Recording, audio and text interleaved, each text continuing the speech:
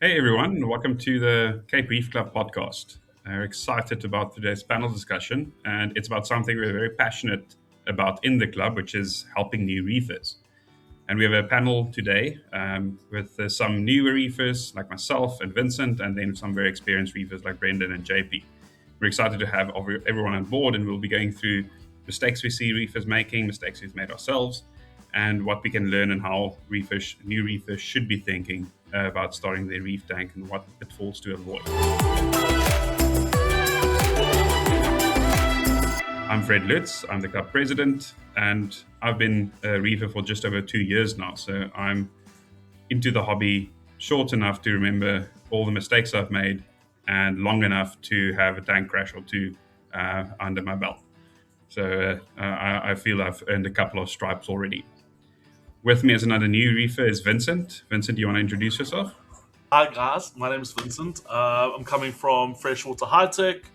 I've done everything there is to do in freshwater, and marine's always fascinated me, but I've always been too scared to take the plunge until recently. And yeah, we are to chat a little bit, and hopefully this can give some advice to some guys thinking about starting this. And yeah, I've been doing fish now for only about 4.5, 5 years, but fully ingrained, fully invested, and yeah, we are. Oh, yeah. And then the veterans, Brendan, you want to quickly introduce yourself and how you got into the hobby? Yeah, how's it, guys? Brendan. I'm old reefer, if you want to call it that. I'm old. I started reefing when I was around about 14 years old. I'm 47 now. Been in the hobby off and on since then. Come out of a small coastal town called Gunubi in the Eastern Cape. So obviously, kind of born and bred on the coast, lived in the sea, love the ocean, love the tropical waters. Natural progression is as a youngster wanting to try and put a couple of things that you see in the rock pools and in the ocean into a tank in your house. Parents obviously not happy about that, but you obviously pushing to build something yourself, and that's kind of how I got into the hobby. Been doing it for a while. Still don't know everything. I don't know a reefer, even the top guys in the world that claim they do. Constantly bumping your head, constantly running into walls. But it is just an amazing hobby to be able to create something outside of its natural space. That's a living ecosystem that you can kind of manage and maintain the health of living beings, in a glass tank. In a foreign environment. So I was hooked from a young age. I don't think I'll ever give it up, and I would recommend for everybody to try and get involved. Using the right methods. Brendan was there from the beginning for the club, one of the first three members, I think. And yeah, if you take a look at the new Reefers Guide, half of it is inspired by things he's said in the chat. So also very passionate about helping the new guys joining. JP, over to you. Want to introduce yourself and how you got into the hobby? How's it, guys? I'm JP from JP's Reef. I got into the hobby by starting off in an aquarium store. I worked there for the past 7 years. I went from just working to then managing to then owning. And then the ship sailed and I started a new venture where I currently work on a 15,000 liter home aquarium that I do research for. I dive in, I aquaculture corals, I work closely with GHL and I test their products for them. And I've just, once I started in the hobby, I realized very quickly that this hobby can suck you in and drain your pockets at the same time. But also, it's such an in depth hobby that us as hobbyists become electricians, plumbers, carpenters, you name it. And I think it's one of those hobbies that it tests your skills and it tests your horizons as a human in making sure that you keep this ecosystem going. But it also brings myself, and I'm sure everyone else, so much joy because of when things go right, they go right. Yes, unfortunately, things can go wrong. And when they go wrong, they do go wrong proper. But I think at the end of the day, we all stick to it and we keep in it because of how much joy it brings us, and what this hobby can do to us as not just as individuals, but as a community as well. Absolutely. And JP's got a YouTube channel, an Instagram channel, JP's Reef. And at the moment, JP, you're doing a health series on helping new reefers start. Is that correct? Yes, it's a 12-part series which covers, my first video was planning your setup. So financially planning, planning what your next move is in terms of which direction you're going to go with your tank. And then the follow-ons would be your tank and stand and your equipment list. And, I'll work through every component right down to the end of which fish and corals to choose and so on. So after the 12-part series, anyone who is wanting to start a tank basically has a blueprint, and that's what the series is called. It's called the Blueprint Series, on how to do it. But also it's an educational tool for older heads in the hobby to maybe pick up on a new skill or a new piece of insight, that because this hobby is constantly changing, everything evolves with technology. And so I thought to myself one day, I've got a lot of untapped knowledge that I ever only shared to my customers or friends. And so I thought, before anything happens, let me just put this out into the world and give people a taste of, what I've learned over the years through experience and what my mentors have taught me. So that's the whole purpose of the channel at the moment. Yeah, JP, after watching the first video, I sort of scrapped my whole idea for my new tank setup and started from scratch. So it's going a lot slower now because I'm actually thinking about what I'm doing, which is very frustrating. Technically, if you started from my very first video, you should only start your tank in 12 months time. 12 weeks time, because I'm releasing a video a week. So in 12 weeks, your tank should be going. I'll have to just start from scratch again. Oh no. So, JP, in this series, I imagine there's a lot of thinking about the perspective of new reefers. You've been in the game for a long time, but you also managed to store. What are some of the most common mistakes you see new reefers making? And anyone else jump in there as well with some comments. I'll go, and then I'd love to hear what Brendan has to say about this. But I think the biggest mistake that a lot of people make getting into the hobby initially is, I like to say, try and reef within your means. And reefing within your means getting what you are able to get without breaking your bank. And fortunately and unfortunately, there's crazy expectations placed on the hobby by people on social media of what the hobby can look like. And not everyone can do that, and that's not attainable for everyone.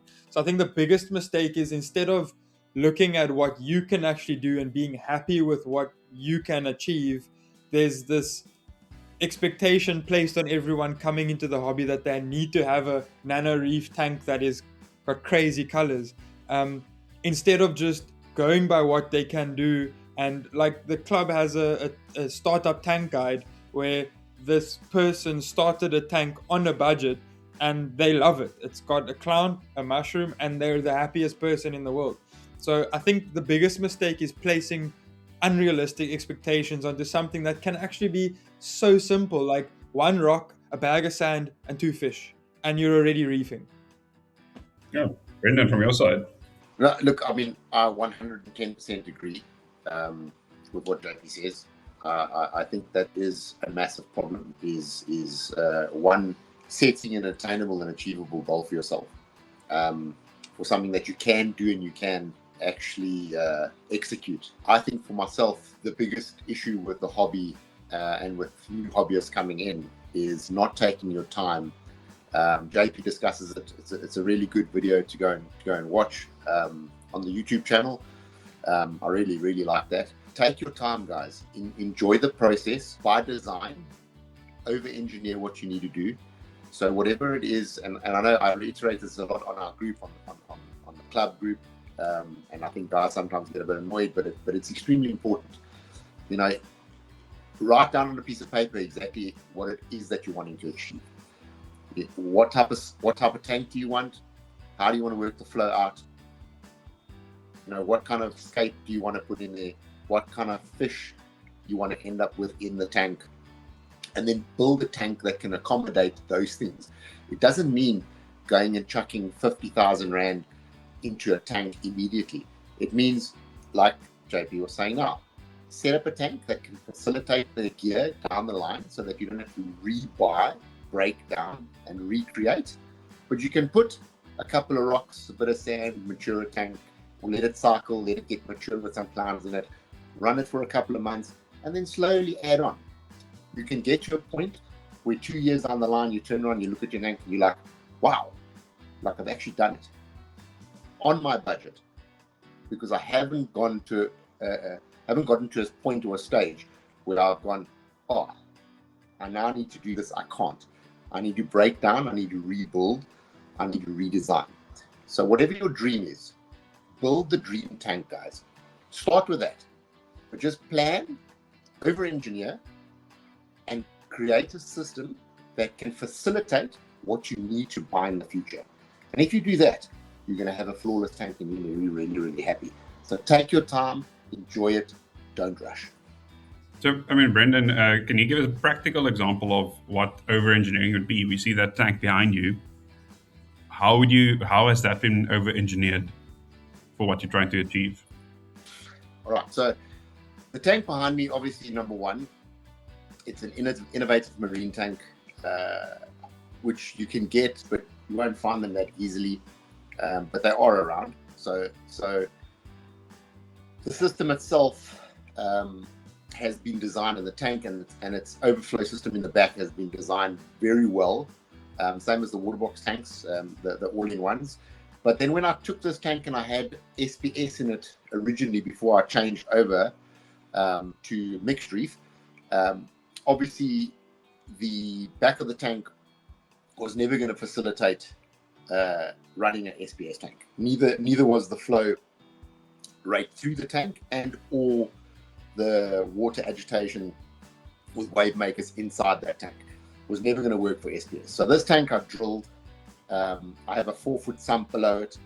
I have a curve 5 or 7 skimmer running in there. I have got 2 bubble Magnus media reactors running inside there. I have a refugium running inside there. I have a 10,000 litre per hour return pump running inside that tank. So if I went and measured, because these are another thing that guys lose track of, is that all of these things are measurable. You guys will have learned this now over time, that you can work out exactly how much flow you need inside the tank as well as circulating through the tank. You can work that all out. So all I've done is I've gone, right, everything that I put in my tank I can control, because they're all controllable pumps and or wave makers. So I can set them in accordance to the needs that I have. I'm going to be going back to SPS now again, which I never wanted to do, but I am going to do now. But because I had designed this to run that originally, even though it's smaller than what it should be to house that, I can facilitate the equipment that's already in there to have a full tank with SPS. No problems, no extra money. Very cool. I mean Vincent, you're starting out now. You sort of under-engineered your first tank with a non-drilled overflow and already saw some. Yeah, so okay, just to follow on first, like issues that I see with what guys are having is information overload. There's a lot of information on the internet. There's a lot of people saying different things, and everyone goes, just go watch the BRS TV, like the beginner's guide to reefing or whatever it's called. And even within that own guide, they contradict themselves. So don't get overwhelmed with the amount of information that is out there. You know, what I did, and it seems to have helped, is find either a small community like for example, with us, the Cape Reef Club, or just one reefer who you go, oh, I like what he's doing, I want that, and take advice and just listen. Instead of listening to 500 different people, just pick like one dude, 2 dudes who know what they're doing, you like what they have, and that's your source of information. Because if you start listening to everyone, you're just going to end up in an absolute train smash. In terms of over-engineering and under-engineering, so I've currently have 2 tanks set up. The one is a very simple 40 cube running a Tidal 35 with a Bubble Magus QQ1 and then just a Spectra Aquanite V2. It's all budget equipment. It's nothing fancy, but it works and it runs. And I've got the tank's relatively new, and I shouldn't say this because the police are going to come after me, but I already have a hammer and I've got a candy cane, so I've already got LPS coral in that tank, and the coral's doing well. The coral is doing well, Jay. If you stop shaking your head at me. Then the tank that's meant to be the main display tank, I'm actually breaking down this week because I've already got headaches because I didn't over-engineer the tank. I decided when I originally thought about going to marine, I wasn't sure if this is something I was going to stick out. So I went for like a hang-on back overflow, those ones that use the siphon inside and things. And I bought a lot of second-hand equipment and things like that. And what actually ended up happening, sorry, I'm just getting a phone call quickly. There you go, just kill that. So what actually ended up happening was because I went second-hand, I tried to do it on the cheap because I wasn't sure if this was going to be a long-term investment for me coming from freshwater. I now have run into a few problems. So for one, the overflow box that I bought second-hand is leaking. I've only got one drain line, so there's no emergency line. Lots of little things like that. So we're actually stripping, drilling, and we're doing it properly this time around thanks to JP's video and Brendan's advice on a late night video call. So I just think it just goes back to what the guys are saying. Do your research. Don't get overwhelmed. Listen to people you know. And actually just over-engineer everything because you never know where you're going to end up in this hobby. You might end up going full SPS like Brendan has, and now you've already bought maybe wave makers and things. Now you've got to rebuy, and all that ends up happening is your pocket feels pain. So instead of trying to rush it, save up and buy the right equipment first, instead of having to buy 3 or 4 times over. It's going to cost you a lot less and save you a lot of headaches. Like that's my biggest piece of advice.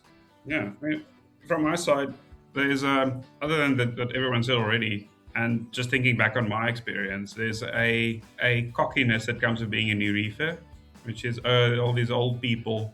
No offense, they tell me how I should do it, and no. I looked at the science. I can be special. My tank is 3 years old, but it's like super stable. I can get some Acapora in there, and it's gonna be fine.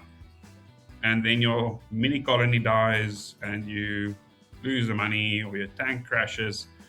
I personally have so many examples. I started with my first tank was a 45 cube. I still have it. I started with the Tidal as well, the hang-on back filter. I thought that makes sense. This is made for saltwater. I stopped using it. I added a canister filter. It's fine, but not forever. Recently, I just drilled the tank and added the sump as well, just like Vincent is doing. And everyone from the beginning was saying, you should do a sump, And now I've converted all my tanks to sumps. It's just better. It just makes it easier. It's that over-engineering that Brendan talked about, that just if you're doing this hobby for a while, the little stuff that is doable, like a hang-on back filter or a canister, just becomes so much of an effort and so much of a risk that it's just not worth it. And because of that, like you listen to what people say. Recently, I got a device I thought was cool. This little, it's called a squid, and I hear people were using it for a while. And I mean, I haven't tried it. I got it secondhand. So I just ask under the group, hey, this sounds awesome. It's something that gives you variable flow from a direct flow. So you can just, your term pump, add it. And some of the old reefers said, oh no, we tried that years ago when it was popular, and don't do it. It gets stuck, and what happens is your tank overflows. So this time I listened. I'm not plumbing it in. But that type of learning, we've all tried it. We've all made the mistakes. We've all had water on the floor. And the people who've had the most water on the floor would have a very strict ideas of what you do and what you don't do, but that's because of a very good reason, because they've tried and tested and earned their stripes as well. No, I listen to the old people. They actually know what they're saying. You can do your research. I mean, look into the science. We definitely support that as well. But as Vincent said, go get someone that you think, I like their tank. And ask people, can I see your tank? If they give you advice, you should ask them to see their tank. Are you growing the type of things that I want to grow? Can you run the type of system that I want to run? And if they can't show you that, don't listen to them. That's fine. Yeah, it's nice. It's nice having an old reefer because they've had the water on their floor, and if you listen to them, then you don't have the water on your floor, so it helps, makes life lekker. Yeah, like sometimes even in my store, like I'd I thought I knew it all and I thought I was the knowledgeable one. Then this old timer walks in and he's like, he points at a tank and he's like, "Oh yeah, you've got like this and this," and I'm like, "No," and he goes, "Come look, come look," and then next minute I'm like, let me go dig into my shop use things and start dosing things into my tank because he saw one grain of sand looking slightly a different color yellow. And I'm just like, "Whoa, how?" But that's what this hobby does to you. It teaches you how to analytically look at things that people otherwise just see as a spectacle. And I think that's where a lot of us get caught up in. Like the other day, it was like 2 weeks ago, I actually sat down in front of my tank and I'm like, wow, this thing is actually crazy. And but because all the other days and weeks leading up to that, I've been looking at the rocks, looking at the water, looking at the algae growing here and what that coral looks like, and checking a fish if I can see a bit of a shimmer on his dorsal fin, or you look at things so analytically that you actually don't stop to enjoy what you've done. And I think that's one of the biggest things that a lot of newer reefers don't get caught up in, is that they're so focused on getting everything right that they don't take a step back 2 months into it and be like, wow, I actually have a box of water in my house with fish from the ocean and corals from the ocean, and it looks beautiful. Yeah, 100%. So I wanted to quickly just add on there, and I think also where the guys mustn't get lost in translation is, you've got to remember that because it's an evolving hobby, and the more R&D and the more money that gets put in it on the back end by these big companies making all these fancy products, because we are at a point now over the last, I would say, 8 to 10 years, maybe, but I'd say 8 years, where the guys are pushing a significant amount of money into products to make reefing easier. So we obviously get pulled towards, and we gravitate towards that because obviously we want to have more time to sit and enjoy our tanks. I think the most important thing to remember is your tank, and I've said that a lot on the group as well, and I reiterated, and some of the guys like, oh gosh, Brendan, you're going to talk about refugiums again, or you're going to tell us to look into our tanks again, or whatever we're going to have to do now. And it's literally your tank will tell you everything. So the most important thing gets left behind. We end up with our hands in the tank, or we end up in the cabinet, in the sump, where we can just sit back, and if things aren't dead and or dying, we can look back. They might not be thriving, but we can just sit there and we can look at the tank itself, and it'll tell you everything you need to know. And if you do that more, you enjoy your tank more, and you'll start to figure out a lot more about the tank that you've set up than what you realize listening to other people giving advice about doing certain things. Because one person's tank and the method or the methodology that they put in or whatever they use might not work for you, it might fail you. But every method have basic fundamentals that you have to follow. And there are fundamentals in place for everything in life that lead to a level of success. And that is very important with reefing. Just fundamentals, follow them within the method, but then sit and look at your tank, and then start changing things to make your tank happy. Then you're looking at your tank, you're enjoying it, and you're not fiddling as much. And as soon as you stop fiddling, all of a sudden you give your tank a chance to settle. And people talk about cycling a tank. Those are also extremely important, right? But a mature tank is what you want. And a mature tank comes from an accurist that sits, leaves his tank, keeps his fingers out of it, and lets it mature and become what it needs to become. That is extremely important. Just sit and enjoy your tanks, guys. Look at your tank, let it talk to you and tell you what's wrong.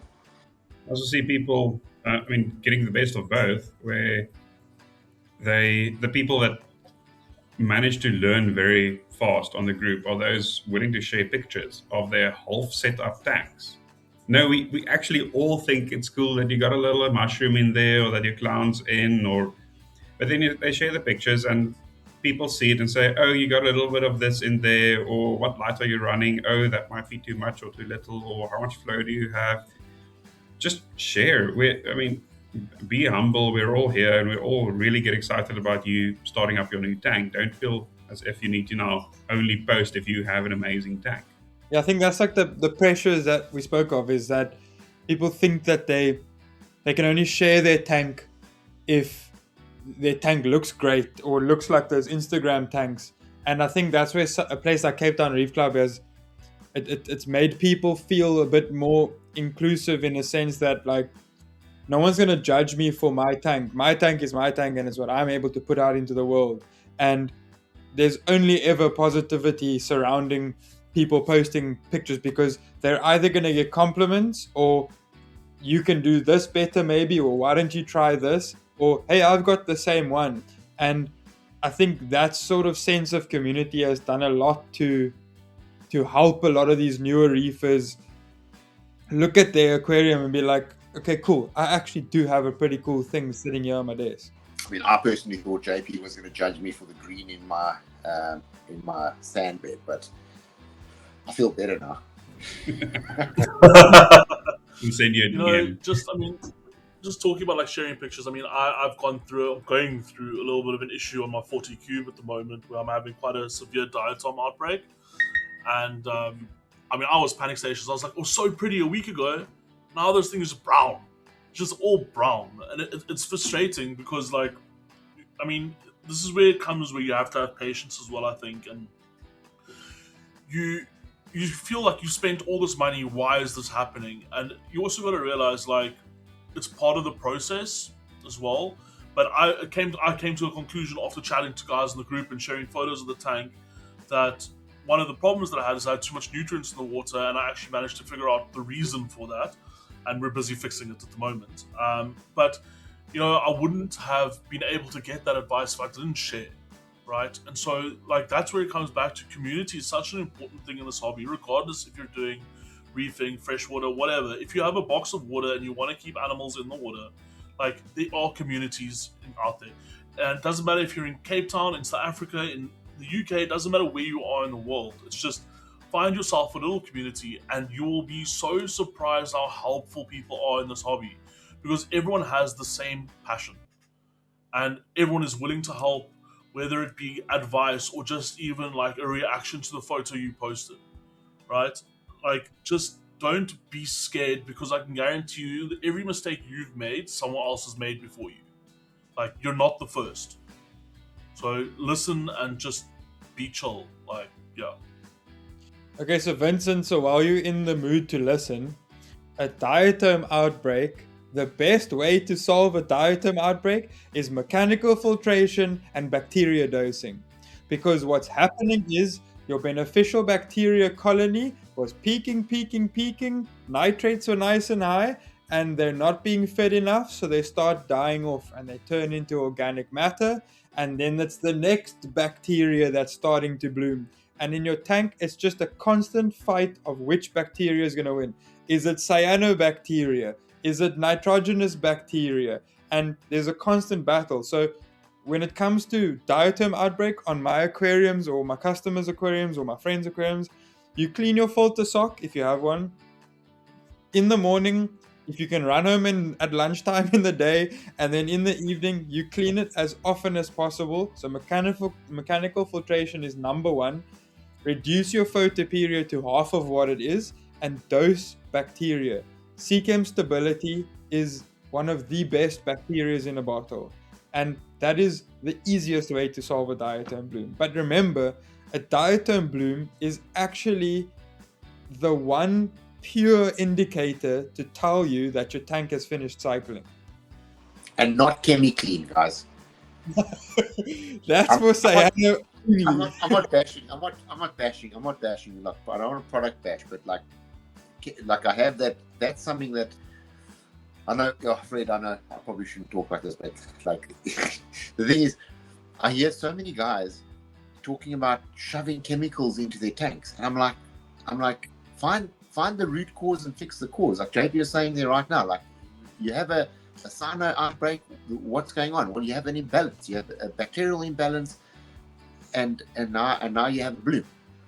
Very easy to fix that. You don't need to go shove chemicals in your tanks, guys. You actually never need to shove chemicals in your tanks. And number two, the most pristine tanks in the world have outbreaks all the time.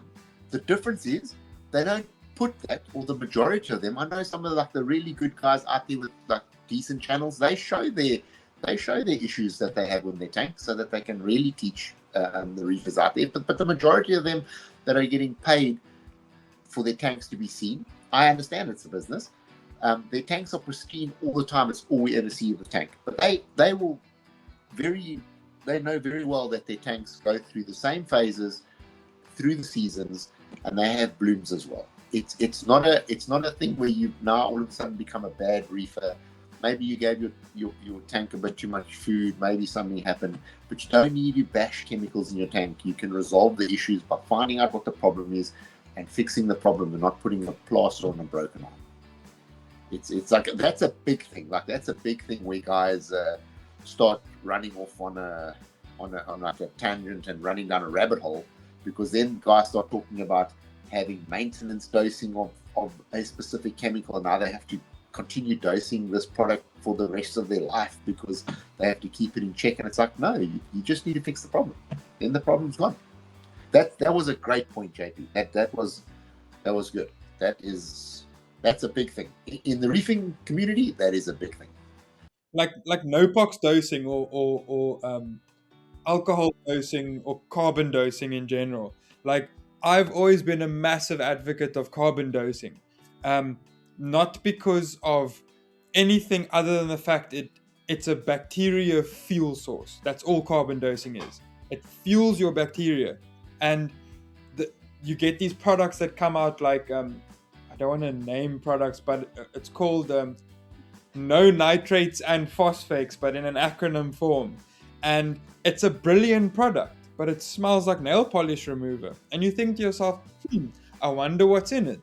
And sure enough, you go and test, and it's got a certain amount of ethanol in it, a certain amount of different kinds of alcohol strains and so on. And you're like, okay, cool. That's carbon dosing. But what's the purest form of alcohol that is food grade on the market? Is white spirit vinegar, or our friends over in Russia, Mr. Russian Bear. And you can get these for so much cheaper. This bottle, it's a black bottle with green writing on it, is like $900 for a liter. But you go to Macro and you buy 60 Rand for a 5 liter. And yes, okay, on my aquarium it's 15,000 liters, so I throw in about 500 mils or 400 mils of, I think it's 500 mils of vinegar a day. But it's because I've always been an advocate for carbon dosing. My nutrients on a 15,000 liter tank is 10 nitrates and 0.5 phosphates. That is my nutrients. And it's because I do something like this. But the trap with something like no-pox is it's the kind of thing that once you start, you can't stop because your tank becomes reliant on it. And the minute your tank becomes reliant on it and you stop it, cyano, dinoflagellates, diatoms, your corals start retracting, and that's the trick that these chemical, I like to call these big brands chemical companies, because that's all they are chemical companies, that they sell these products that you actually don't need, but they sell it as a premium and they say it'll help you do this and that and it'll help your polyp extension. Like, no, do your water changes, clean your skimmer cup, clean your filter socks or filter floss, vacuum your sand, take a toothbrush and brush your rocks, and you're doing everything that product in a bottle is saying it does for you. No, JP, so you mentioned a bunch of stuff now, but I assume you're also advising to run a skimmer. So what are the type of gear that you take for granted that these are the things that if you start a tank, you actually should have? I assume you're going to get a skimmer. I assume. What else? So firstly, I know there's a thing in the hobby about skimmers, but skimmers are so important in reef tanks. not because of their nutrient export only, but their aeration, their microbubbling. They help with ORP. They take certain jargon. Oxidation reduction potential. So the oxidation reduction potential is your water body's willingness to oxidize things. So oxidizing is either giving electrons or taking away electrons. And so if you have a high oxidation reduction potential, a high ORP, it means that chemical reactions happen more efficiently. Nutrient export happens more efficiently. And you'll see on tanks that have a higher ORP, the water is clearer. It almost looks fake. It's because there's so much going on in terms of chemical reactions and nutrient exports and gaseous exchanges, because your water body is so willing to give off valent electrons and receive valent electrons. So, what was my point? Oh yeah, so skimmers are great. Skimmers are so important because they don't just export nutrients. They take things out of the water column that a water change can't. You can't, unless you're taking your tank and you're taking a little broom and you're sweeping off the top layer of water on your tank when you're doing a water change. You're never gonna get what a skimmer takes out of your tank. So I can't imagine what 60, 70 years ago Julian Sprung was doing without a skimmer. Like, oh my word. I know what he was doing. I think Giant refugiums. Sorry? Giant refugiums.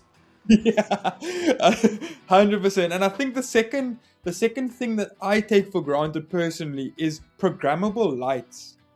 Like, it is a game changer. Being able to set a spectrum, set a photo period, check what your lumens are, check your path, click a button and forget about it. And it's giving your corals and your fish exactly what they need. Like, to me, that is one. And then something that I don't take for granted because I'm always checking it every day, but it's dosing units, dosing containers, dosing pumps, as well as aquarium monitoring probes and so on. Like, the way this hobby has changed is crazy, and we take it for granted today, but back then you had to go to a pool store or a pharmacy and buy pH tabs and then try and figure out what your KH is from a pH stick. You know, how do you do that? And so we have all this technology these days, and as much as I take it for granted, I'm also highly appreciative of how far this hobby has progressed. So if I can say 20 odd years ago, it was unaffordable to do that test. Yeah. Pretty much. So you kind of just guessed. Oh no, look, we're talking when I was in primary school, eh? I wouldn't know. No, it's like you would literally, like pH and that you could do with, if I go back, what's the blue and white? I mean, I even covered my pool up here at home because I grew up having a pool and having to clean it my whole life. So I said to my wife, stuff that I don't want a pool no more. But you could do that with it. Is it Bromtimol Blue? Yeah, the chlorine company, the blue and white chlorine company, they used to sell test kits, HTH. And they had, in their test kit, they had one that you could do, but there's back then, you had to test a lot, and those tests were pricey. So, if you got caught testing, you got a clap from your folks, or you had to try and manage the budget to get those tests yourselves. I mean, it was expensive. It really was. So, Brendan, same to you. What's gear that you think this is the bare minimum that a reefer should have? Maybe things that also they don't think about necessarily. And I do want you to talk about refugiums. Is that something a new reefer should consider? Look, so I have strong opinions, obviously, about running refugiums, and that's that. Even with the maintenance that you're going to have with a properly set up refugium, and the maintenance is going to really just be maybe a siphon off the bottom and pulling out whatever macroalgae you grow, or like xenia or whatever other soft corals that some of the guys have now figured out can work, as a method to take up nutrients. You obviously need to cut back on those. Some of those that change sex, that start putting nutrient back into your tank, which could be bad, and you could have a tank whiteout because of that. So you kind of got to know what you're doing there, and you've got to keep up with the maintenance of that and make sure that you've got an eye on those types of things. But if you've got a really well set up refugium, specifically for nano tanks, look, most guys are running them in any case with skimmers, in conjunction with skimmers and many other pieces of equipment. But the nice thing for that is you're going to have guaranteed nutrient uptake. You're going to have to do a bit of maintenance. Like, great, you have to do maintenance on your tank in any case, so you might as well just make it part of whatever your routine is. I have also seen on the flip side, guys set up immaculate tanks with zero skimmers, zero filters. A good example of that is Danny's Reef. I think he's German. I mean, an incredible tank, and there's many others that have got minimal equipment. I think where we get sold a little bit of an untruth about what's possible is his real routine for that tank is daily, like daily, weekly, monthly, and it needs to be constant, consistent. You cannot skip, otherwise you're going to end up with issues on that with a tank like that. But if you've got the time to do that, then you can set up a tank with almost no equipment, and you can have an immaculate system. If you're willing to do that kind of work and run that kind of maintenance schedule and never forget to tick a box. So for me, refugium, extremely important because obviously of your nutrient uptake. Secondly is your pods and hochos and all sorts of things in layman that you can grow. It's an amazing space for them to really breed out in excess, more than what your tank would need if it's a well set up refugium, and that will feed your tank pretty much forever if you're managing and feeding that system properly. So I think if you have the time and or space and you understand how to do it, I would say don't skip it. Definitely do that. I've seen some guys on nanos run larger refugiums in their back chambers and completely skip skimmers. Would I do that on a big system? Most definitely not.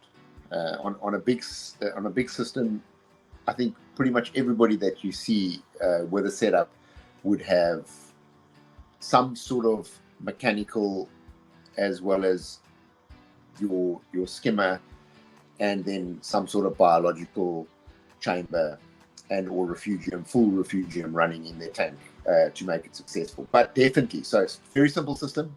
Tank, a decent light. Again, doesn't have to be the most expensive light. I've seen guys run, and I hate to say this, but I've seen guys run vivarium lights on tanks that can grow soft coral successfully. So a semi-decent light, good maintenance schedule, mechanical filter, a sock and or roller filter, a skimmer, and a return, and maybe some bio blocks, a couple of bio blocks in a small chamber. That's it. It's not rocket science. You can, if you set it up properly, you can get away with minimal equipment. You could get away with a little and have a good tank at the end. But like, I think one thing that I want to add to that list is a lot of people rely on just live rock, purely live rock, to be your surface area for your bacteria to grow on. But the way technology has advanced, like I take Seachem's Matrix or Max Specs BioBalls, or there's Microbacter lattice, and there's lots of different products on the market. But the surface area on those little biological biofilter spheres or stones or whatever is 10 times, 100 times the amount than any porous live rock could ever give you.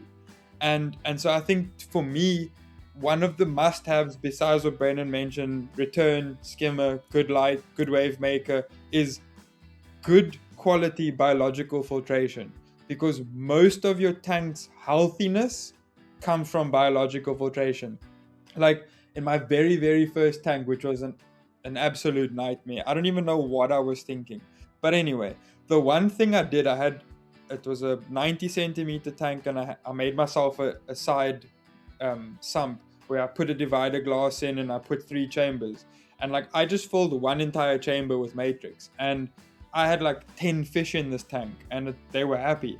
And it was purely because I used what technology we had available and used biological filtration. There's so many of them on the market, and yes, each manufacturer is going to tell you that one is better than the other, but they're all pretty much the same at the end of the day. But they are better than live rock. So I always say, keep your biological filtration separate from the live rock and the sand you have in your tank. As in, have your live rock in your tank, have your sand in your tank. Both of those add to biological filtration, but rate your biological filtration in your sump to your tank's total water volume, because there's no such thing as too much biological filtration. Bacteria will only grow according to how much fuel they are fed.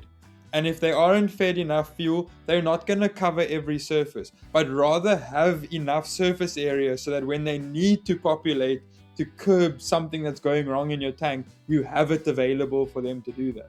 Having good biological filtration lets you feed it a little bit extra and be a bit heavy-handed in feeding, because the bacteria will start to take up the ammonia and take up the nitrites and so on. So for me, one must-have is over-engineer or be very generous on the amount of biological filtration you have in your aquarium.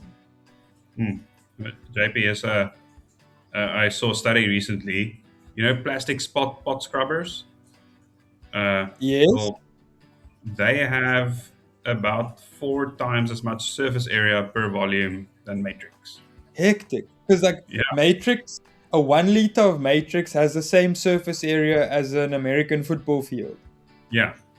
So it's about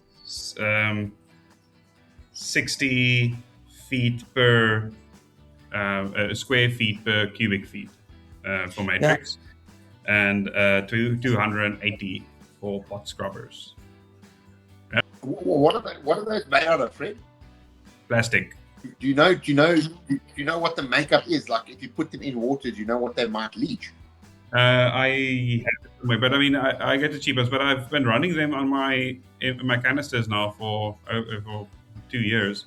I don't know specifically, but I mean, I did have tank crashes.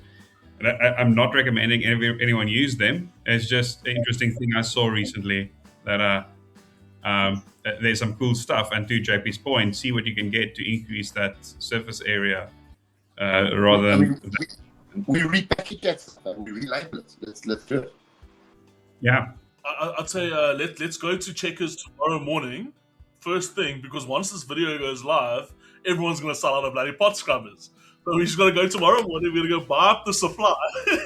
Disclaimer for every newbie in the hobby: don't put anything in your aquarium that hasn't been tried and tested by the hobby.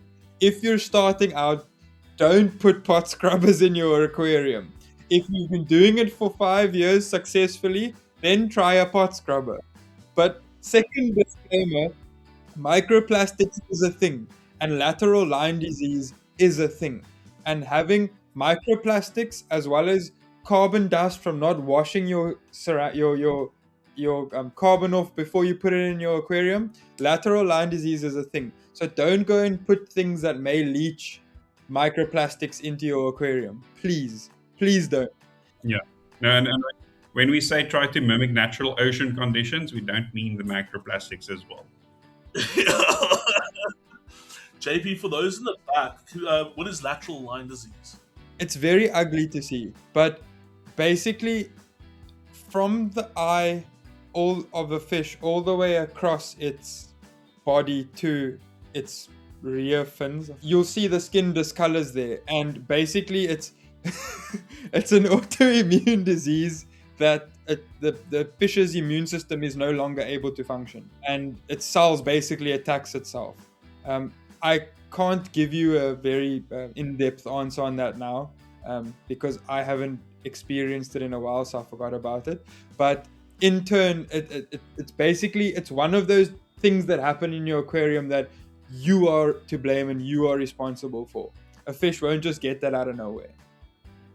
You know, just speaking on you being responsible and you being to blame. I think, you know, we joke about microplastics and teasing, and JP had a chuckle while explaining quite a severe disease.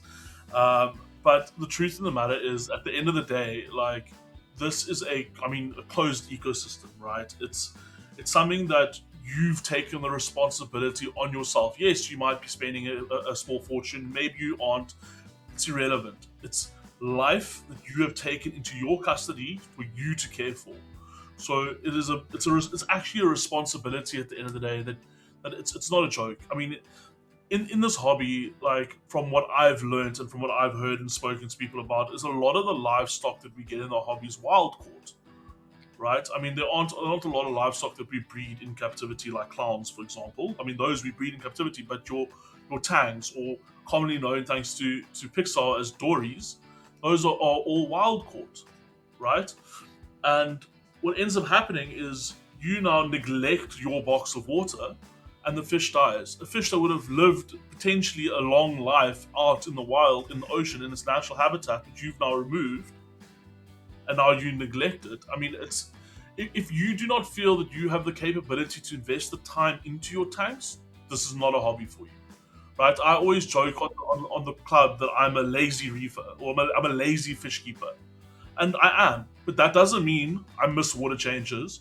That doesn't mean that I do not, for example, my freshwater tanks, trim plants. That doesn't mean I don't clean my glass or wash my filter socks. Like, you still have maintenance is a non-negotiable in this hobby, more so in reefing than in freshwater even, right? You have to do your maintenance, and if you are that type of person that starts something and stops halfway, this is not the hobby for you. This is not where you should be, right? Yes, going onto Instagram and scrolling and seeing all these pretty tanks, oh, it's awesome, it's all fun and games, but you need to understand that every single person that's posting their tank have taken up that responsibility, and you've got to take that responsibility as well. If not, don't even waste time with it. Just to add to what Vincent said, maintenance doesn't look the same 2 months into your tank that it does 10 years into the same tank. The maintenance that you do changes entirely. When in your first 6 months of the tank, you're doing weekly, sometimes twice a week water changes, big water changes, to equalize things and to get things in the right space, to take the ugliness out of your tank and so on. But my 2,500 liter aquarium that I used to have at my shop, I did a water change on it when I looked at a certain goniopora and I was like, you look a little bit funny, let me just do a 50 liter water change. But the maintenance looks very different. It goes from very labor intensive water changes and to when the tank starts to mature and become its own little ecosystem and it starts to look after itself, your maintenance then turns to, yes, we try not to chase numbers, but keeping things as stable as possible. Your maintenance then becomes fine-tuning your skimmer, making sure your skimmer, so it goes from labor-intensive maintenance to being on top of checks, check things, check everything, make sure everything is running okay. And I'm glad you touched on being a lazy reefer, Vince, because it's okay to be a lazy reefer in this hobby. You don't have to be a maniac and like on it all the time. You can be lazy, because the secret to this hobby is stability. And how do you get stability? Don't touch if you don't need to. If there's no itch, don't scratch. So a good friend of mine, Nizam, at Two Oceans Aquatics, he has a rule. You don't put your hands in your tanks unless you've sanitized them 1,000,000 times. And he has a chopstick, and that's how you point at things in the aquarium. Obviously, in my case, I have to go and wash and shower myself with zero soap and scent free and everything, because I get into the aquarium. But the trick is just don't touch, don't crap, don't scratch, don't do, like, literally just leave your tank. So being a lazy reefer is okay, because it gives you a chance for your tank to do what it needs to do. And a lot of people get caught up in the space of, you chase that, then this happens, now you're chasing that, and then they all just start compounding on top of each other, and tank crashes, or you like, I just need a restart. And the best thing anyone can do starting in this hobby is take things slow, take your time, and let things happen. if something's meant to happen, it's gonna happen. Let it happen. Learn from it and do it better next time. There's nothing wrong with restarting your tank.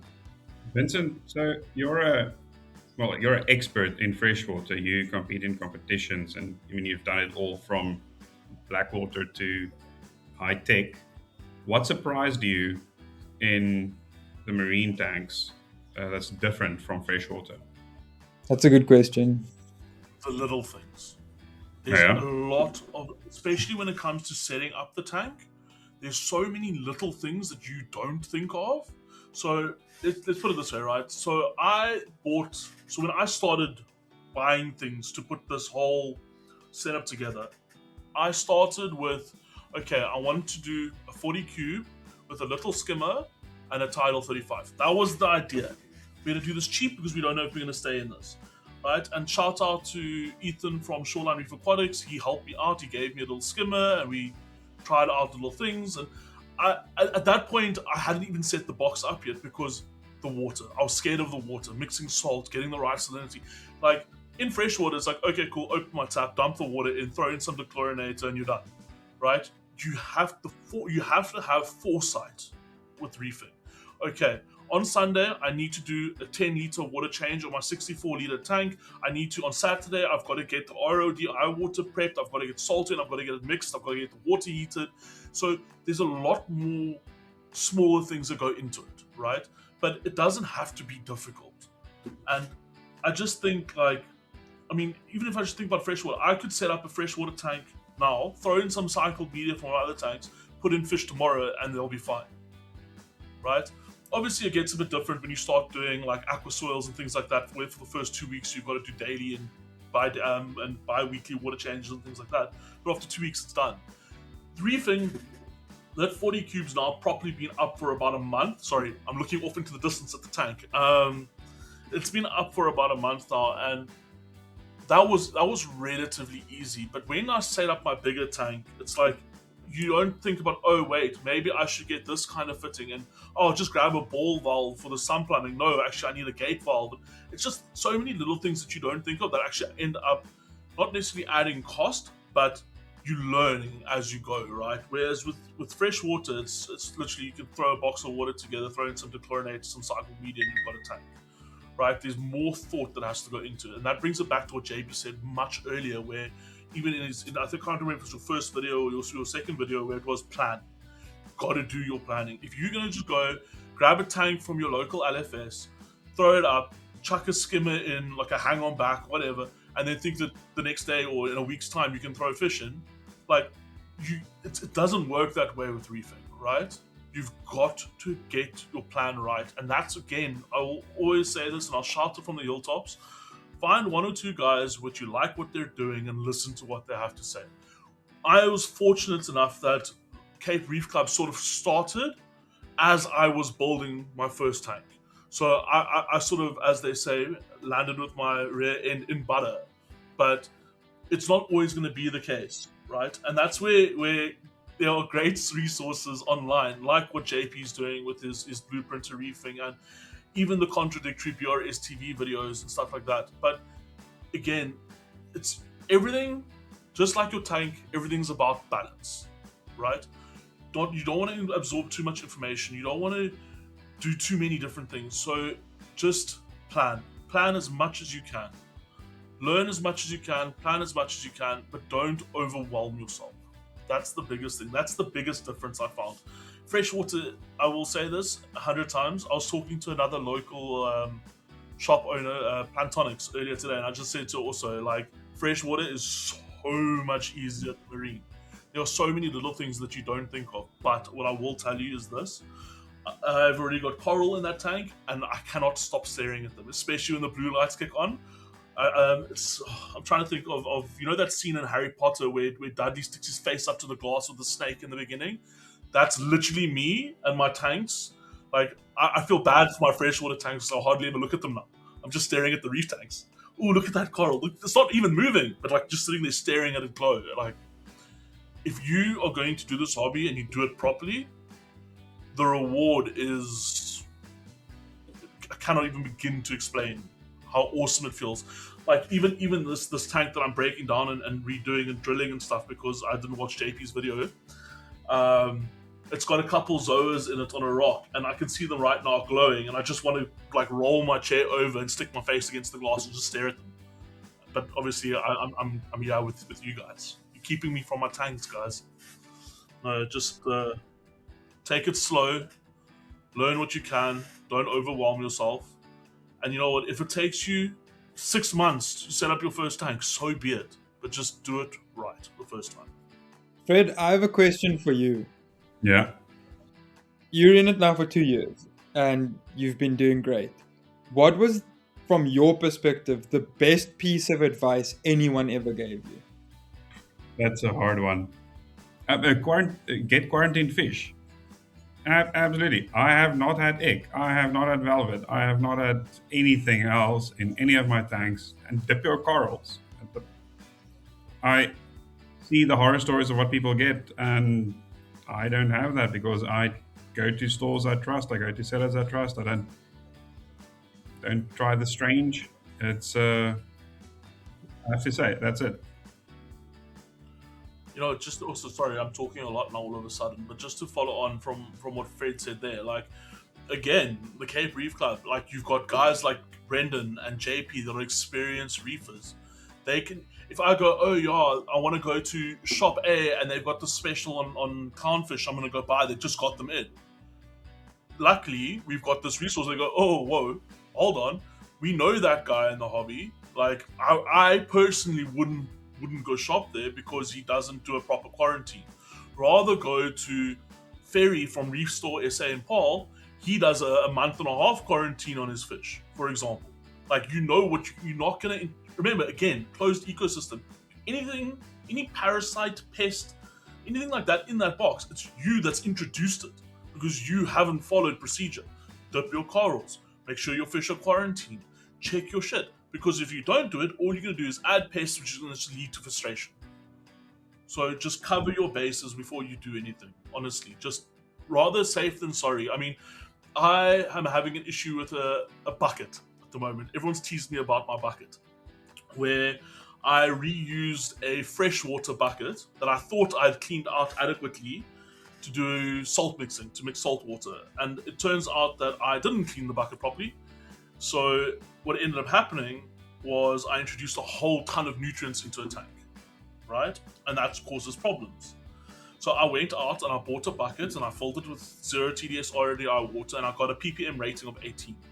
I am now in my passageway busy cleaning a bucket with vinegar and water to make sure that my bucket registers as 0 ppm so that I don't introduce anything that I don't want into my tank. And it may sound silly, and the guys in the club were teasing me about it, but at the end of the day, I'm rather being safe than sorry, and that's where it comes to. You can get a coral from your best mate who's got his tank is pristine. Still dip the coral because you don't know what you're gonna get. Rather be safe than sorry, no matter what. Even like this might be a bit pedantic, but the way my mind is leaning after also hearing all these horror stories is even if I get a fish from a place that's quarantined the fish for a month or 2 weeks or whatever it is, I'm still going to quarantine the fish for another 2 weeks just to be safe. Because corals and fish are not cheap. Let's be honest, we live not in the best economy in the world, and for some people spending 600-700 rand on a coral, it's a lot of money. They might save up, they might, like, you know what I mean? It's a lot of money, and now you go and you rush a process, introduce something to the tank, and now your 600 rand or 1,000 rand or whatever it costs your coral or your fish is now dead that you've spent so much money on. And that could have all been avoided if you just followed the right process. So, like they were saying, even when you're setting up your tank, there's methodology. There's people that have made these mistakes before you. They're not telling you to quarantine your fish for the fun of it. There's reason behind everything. There is a method. Just follow the method and you can't go wrong. Brendan, is there a piece of advice you hear people giving new reefers that you vehemently disagree with? I mean, you know what? Like when I joined the group, Fred, you and I chatted, and I was like, I've never really been a group guy on the basis of I have fixed opinions, or in fact, no, not fixed opinions. I now would call them fixed opinions. I had a very fixed way of thinking about how it is that I want to set up and or run any of the tanks that I own. And that was because, like I said, there are certain fundamentals that need to be followed, irrespective of the method in place for setting up the tank. Because there's many methods. As long as you follow the fundamentals therein, you'll have a successful tank. I am now privy to many conversations, both on our group, and it's good. The thing is this: it's good. It's good that there's in a larger scheme, many perceptions and opinions about how things should be done, because you obviously hear from a lot of new guys say certain things in regard to how they perceive things to work, and it's like complete nonsense. And then you go, guys, what I would recommend as an opinion is maybe following this route. Have a look at it, but you're welcome to try like your idea, like implement it, action it, see how it works out, as long as you're not going to kill anything. Look, my thing is this: I want everybody to try. If I hear someone say something and I know that it's going to jeopardize their corals and or fish, I'm going to be very abrupt and blatant and go, hey man, that's not going to work for you. You're going to end up with a disaster on your hands. That's nonsense. Don't do that. I haven't heard any of that yet, so I can't give you a comment and say I've heard really terrible advice.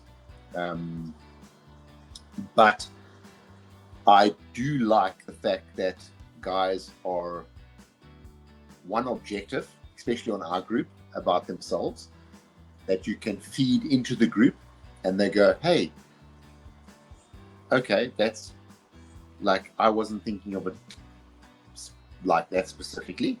That's like a different angle. Let's have a look at that and see if that works for me. I'll give that a try, in the hope that what you put out there, they hook onto that, try it, and they go, hey, this kind of actually works, so let's run with that. The fan went off. That was probably terrible the whole time in the background because my fan was cooling my tank down. But yeah, so listen, there's no stupid questions. Do you get bad advice? 100%. Have I heard any so far in our group? No, I haven't. Do I have anybody to knock regards bad advice? I don't want to talk negative. What I do want to say is be open and be objective about yourselves, guys.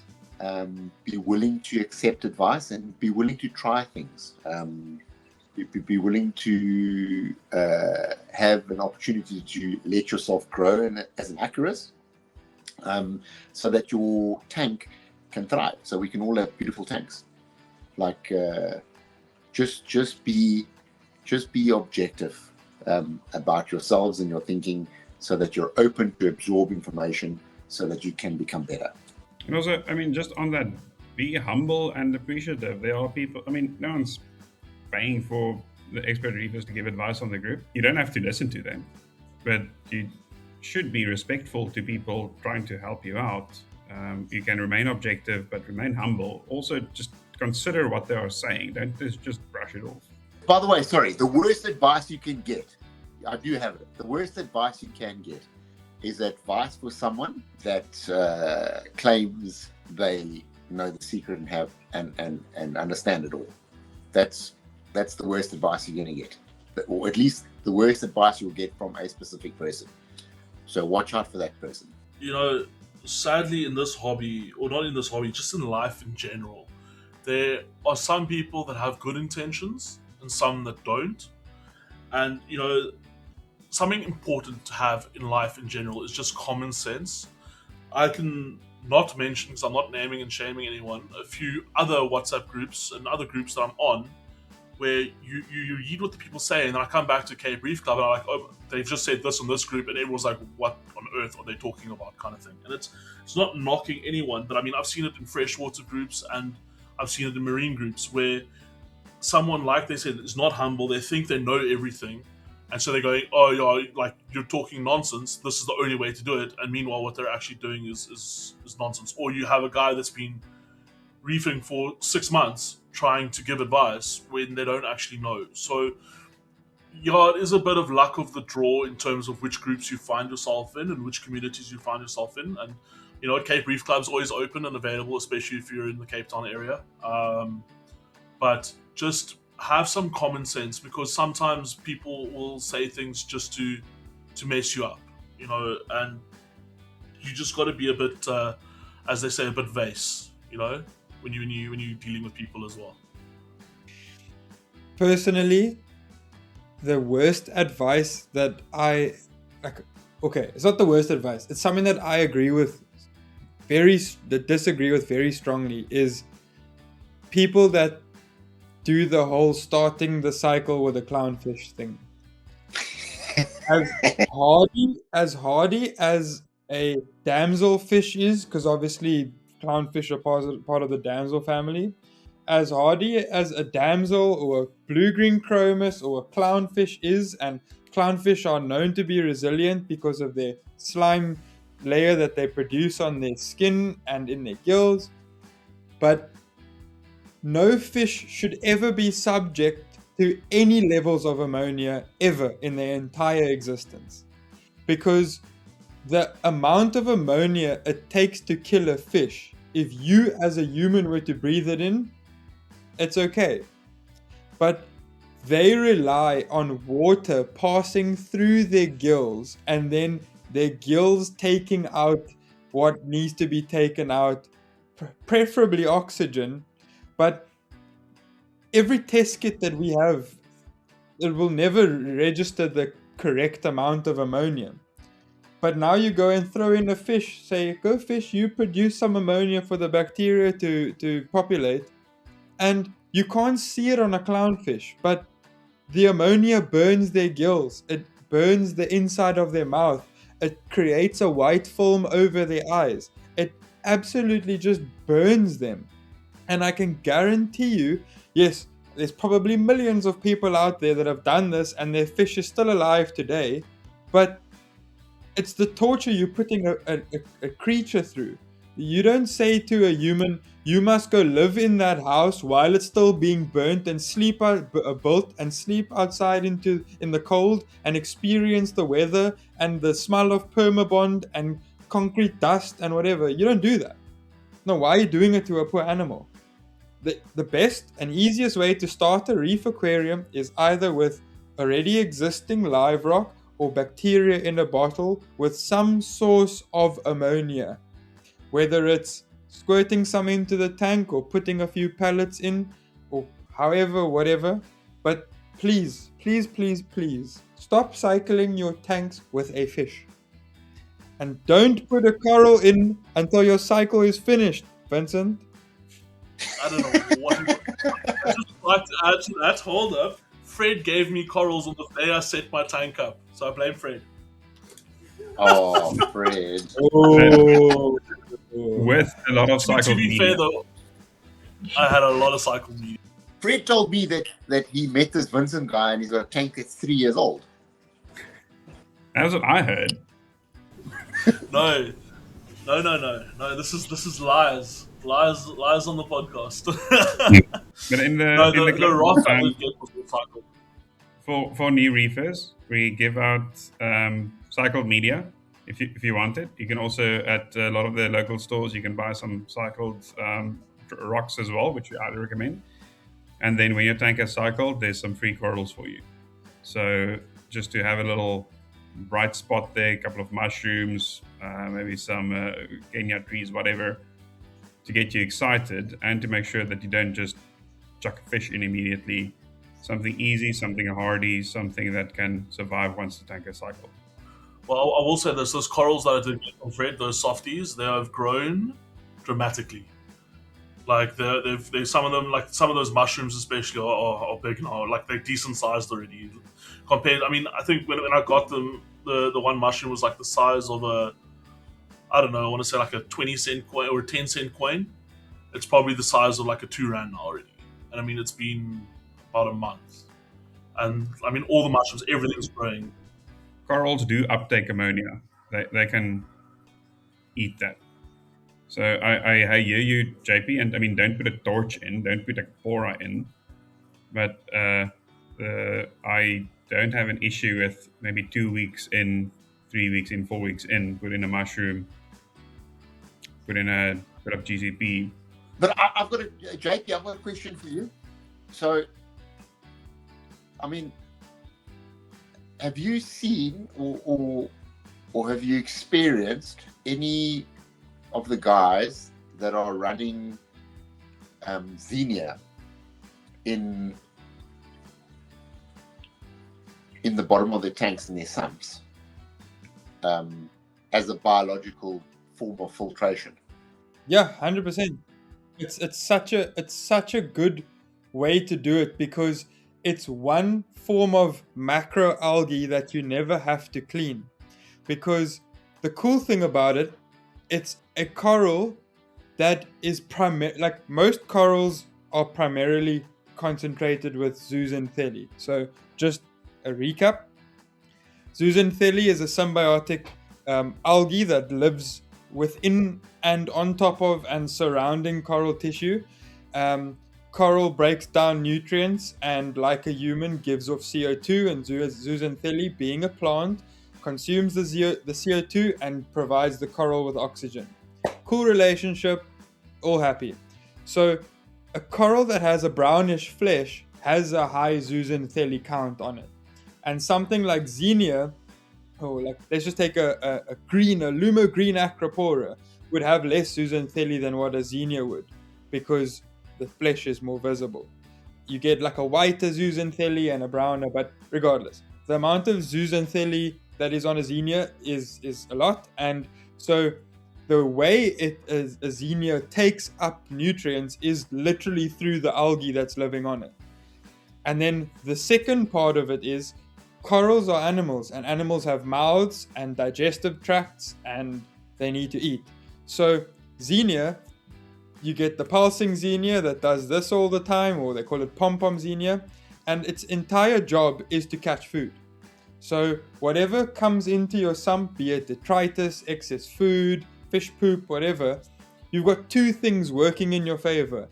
An algae or a plant that is taking nutrients out of the water, phosphorus, nitrogen, and so on, and a coral that's taking physical matter, either fecal matter or food matter. So you've got these two things acting as one thing.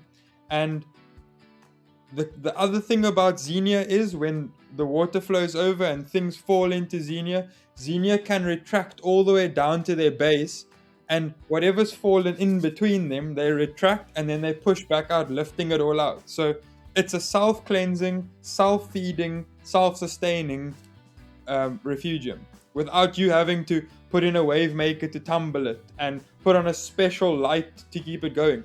All you need to do is to make sure that the zooxanthellae is able to photosynthesize. So what does that mean? So that basically, obviously, okay, so I've got two parts to the second question. One is, obviously, you need to offer it a decent light source, which would be the obvious. Then the secondary thing would be, obviously, we all know, maybe not the new reefers that are so excited about putting Xenia or some sort of star polyp-ish type coral in their tank, is that they're extremely invasive. What do you do then to have a control system within the sump, or is it that they can never ever is it because of your overflow guard that they never get through the other chambers to your return to kind of spread in your main display tank, or is there a method of control? And then obviously, number one, you would need a decent light, or a light source that lets them photosynthesize. Okay, I understand your question. So just a quick disclaimer: putting any coral into your sump, especially leather corals like Xenia, leather corals can be highly toxic to your aquarium if you cut them and you don't have good nutrient export or waste export and so on. I lost a 2,500 liter aquarium overnight because I cut the leather off a rock and it poisoned the whole system. And there was about 300,000 rands worth of coral in there. And the next morning I came in and it was a graveyard. It was just a fish-only tank with cool-looking rocks. And that's because I had a toadstool leather that a customer wanted. I cut it off the rock, and I thought, it's a toadstool leather. It's this big. I didn't put any carbon in, and that was the issue. So keeping it under wraps, the way that it doesn't grow into the rest of your sump is it's not going to grow where there isn't enough water height for its flesh to grow onto. So on your sump, your refugium chamber, your water runs into your sump, it flows over into your refugium chamber and then over into the next. So there's no through flow. Sorry, your dyslexia. There's no through flow. And the reason why you do that is because when water flows over and over, all the sediment drops into the refugium on its way. Instead of if it goes through the refugium, your macroalgae or whatever is just going to collect all of it and then it's going to become a detritus pool. And so when it does over and over, yes, it'll grow up the sides and creep up the chamber in your refugium or your container. But as long as there's a little bit of a gap between the glass and the water that's running over the glass, that little gap there isn't big enough for its actual flesh to grow on. And then secondly, it won't grow flesh in an area that it isn't able to grow a polyp on, because the polyp is the coral. The flesh is, imagine all four of us living in one big hoodie with 8 armholes on it. And each of our mouths and heads is one of the polyps. And what makes the coral the animal, it's a group of animals making one animal. And so a xenia or a green star polyp won't grow on a surface where it isn't able to grow a polyp or a mouth that can ingest food. So it kind of looks after itself, but the way you're supposed to actually look after a refugium with leathers in it is physically cutting the border with a sharp blade once every 2 weeks or so where it has grown up, because that amount that you're cutting off isn't going to poison your system. And then what you do is you throw in a bit of dechlorinator, preferably Chem Prime, and you change your carbon bag out and so on. So the light also 6500 Kelvin warm white, as Vincent would know in high-tech systems, is the best spectrum for photosynthesis.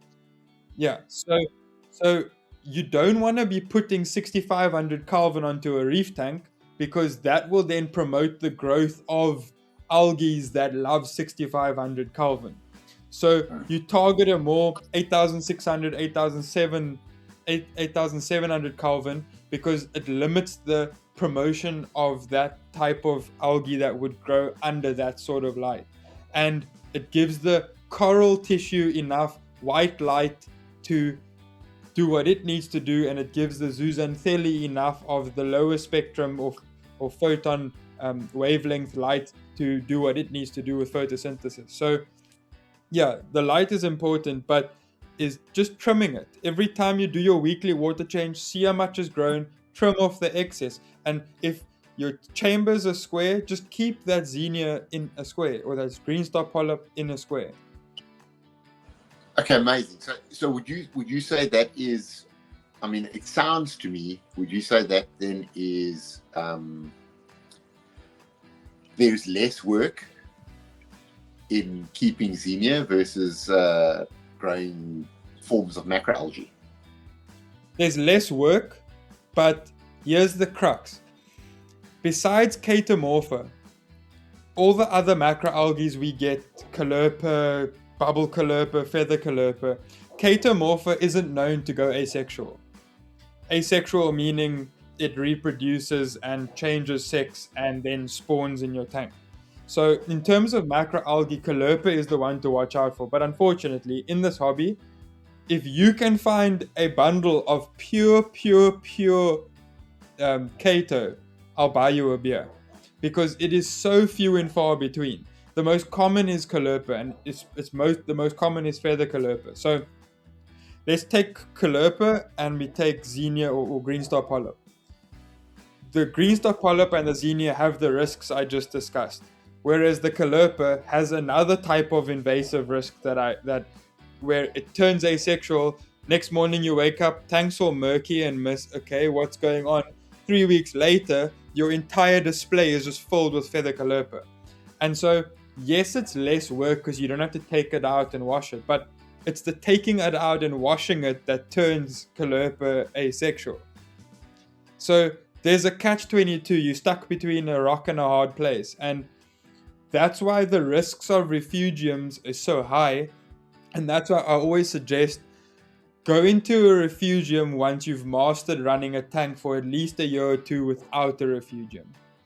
Because refugiums are highly risky. You make one wrong move, you do one wrong thing, and you're either killing everything in your tank or you're growing crazy forms of algae on your rocks that you didn't put into the tank that didn't come on a coral and so on. Yeah, 100%. So that I agree with. So in my tank, in fact, I have a small garden of caulerpa. On the one, I think Fred actually noticed it on a picture I sent a little while ago, which I have to weekly, probably, and my wife has to do it when I'm away. So which is a thing, but it gets done. Which I literally have to garden and trim weekly, like maybe every 3 days. To keep that how I want it. And then obviously also in the summer, I have caulerpa as well as chaeto. And obviously the one I have to watch as soon as I see any fade on any of the leads. And you've got to see it early. I literally have to clip those or trim them out. Otherwise that nutrient uptake becomes nutrient export back into your tank, and then your tank is doomed. So I do agree that you need to know what you're doing when you run that, but I do think that it is an extremely valuable asset to your tank to have a successful, thriving system. But I just kind of want to know, would the one, like, do you think they do the same job ultimately? Because I'm quite interested in running xenia possibly if I don't have to do the same amount of work. Lazy reefers. So let me just get this out there. The only advantage, in my opinion, and everyone's going to have their opinion, but in my opinion, the only advantage that having a refugium does is it gives you a good space to increase your pod population or your microfauna population in your tank. So the only difference that running a protein skimmer has over running a macroalgae is protein skimmer sucks up all of your microfauna, whereas a macroalgae promotes the growth of it. And if I'm going to be weighing the two options, technology has advanced that there's literally a machine that does what a refugium does. I'm going to go for the machine because you plug it in, you set it, you forget about it, you clean the cup once a week, you're done. So for a new reefer, your pod population isn't as important as what it is until you have a 2,000, 3,000, 600, 700, 800 liter tank that you want to keep mandarins and you want to keep certain fish species like certain wrasses that consume the microfauna to stay alive. So in my opinion, yes, it's less work to do the xenia over the macroalgae. Macroalgae is always going to be easy in terms of it being readily available. Most times it's free. It's easy to keep an eye on, and you're not going to have to worry about it because it's a coral. It's just macroalgae. But yes, evidently over time, having a xenia refugium works out to be way less work and way less maintenance, because you're literally just going to be cutting a centimeter of xenia off of a pane of glass once a month. Do I have the benefit of giving pods and the organisms an opportunity to harvest and reproduce within the xenia? 100%. The biggest concentration of microfauna in a reef is in the coral species or on the coral species itself. That's why you get creatures like nudibranchs and shrimps that live in coral colonies. You look at acropora gobies, they're these tiny little things and they live off of microfauna. Clownfish live off of copepods and amphipods and so on. So yes, having a coral as your place for your pod population to live is probably the best way to have pods in your tank, because also the pods feed off of detritus mostly.